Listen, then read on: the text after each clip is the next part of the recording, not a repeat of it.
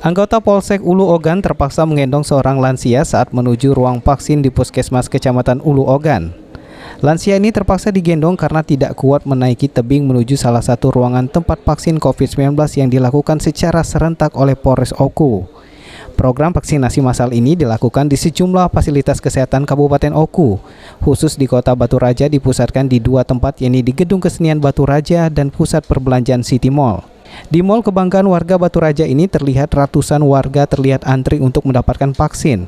Bahkan petugas sempat dibuat kewalahan karena banyaknya warga yang mengantri.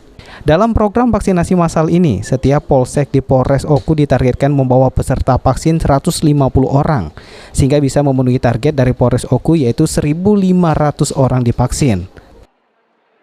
Sudah ditarget oleh Polda minimal di angka 1.525 orang.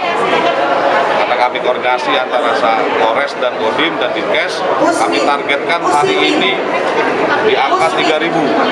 Semoga itu tercapai seperti rekan-rekan sudah sampaikan dan sudah disampaikan juga oleh Pak Menla Bupati, bahwa kita buat fasilitas dua secara besar, City Mall dan Gedung Kesenian, ditambah 18 vaskes yang ada di setiap kecamatan. Untuk setiap kecamatan kita targetkan para Kapolsek di angka 100 per vaskes untuk hari ini. Sasaran vaksinasi yang dilakukan ini sendiri yaitu lansia dan pelayan publik yang belum vaksin sebelumnya. Ari Pranika, PAL TV.